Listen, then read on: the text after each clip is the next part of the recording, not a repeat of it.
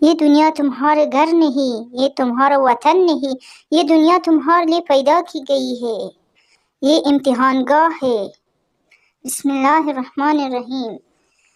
دنیا نے پیٹ بھرا کر اپنے رخصت ہونے کا اعلان اور منزل عقبیٰ نے سامنے آ کر اپنی آمد سے آگاہ کر دیا ہے۔ آج کا دن تیاری کا ہے اور کل دور کا ہوگا۔ جس طرف آگے بڑھنا ہے تو جنت ہے، اور جہاں کچھ اشخاص اپنے اعمال کی بدولت بلا اختیار پہنچ جائے گی وہ دوزخ ہے۔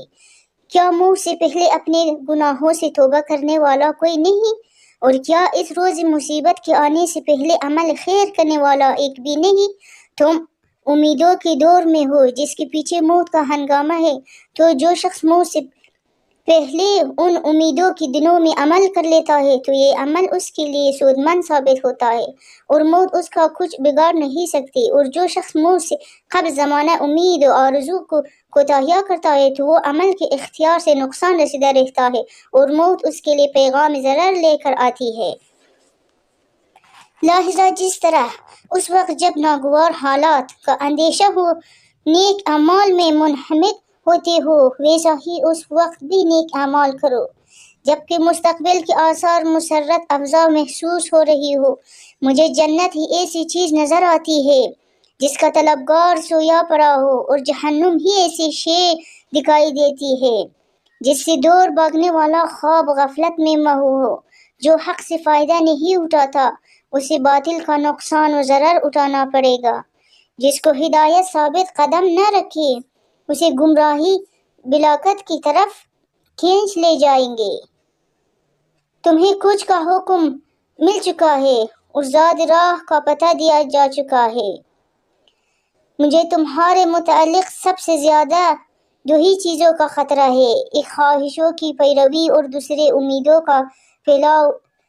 اس دنیا میں رہتے ہوئے اس سے اتنا زاد دے لو جس سے کل اپنے نفسوں کو بچا سکو۔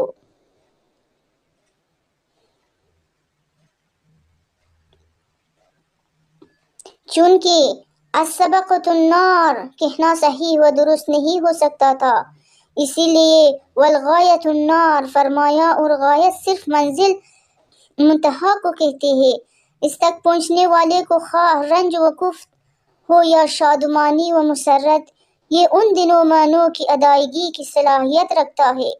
بہر صورت اسی مسیر و مال بازگشت کے معنی میں سمجھنا چاہیے، اور ارشاد قرآنی ہے قُلْ تَمَتَّعُوا فَإِنَّ مَصِيرَكُمْ إِلَى النَّارِ، کہو کہ تم دنیا سے اچھی طرح خط اٹھا لو، آخر تو تمہاری بازگشت جہنم کی طرف ہے۔ یہاں مسیرکم کی بجائے سبقتکم کہنا کسی طرح صحیح و درست نہیں سمجھا جا سکتا۔ اس میں غور و فکر کرو اور دیکھو کہ اس کا باطن کتنا عجیب اور اس کا گہراؤ لطافوں کو لیے ہوئے کتنے دور تک چلا گیا ہے، اور حضرت کا بیشتر کلام اسی انداز میں ہے۔ اور بعض روایتوں میں وَالسُّبْقَةُ بعض میں سین بھی آیا ہے، اور سبقت اس مال و متاع کو کہتے ہیں جو آگے نکل جانے والے کے لیے بطور انعام رکھا جاتا ہے۔ بہر صورت دونوں کی معنی قریب قریب یکساں ہے، اس لیے کہ معاوضہ انعام کسی قابل مذمت فعل پر نہیں ہوتا بلکہ کسی اچھے اور لائق ستائش کارنامے کے بدلے ہی میں ہوتا ہے۔ یہ سارا سچ ہے۔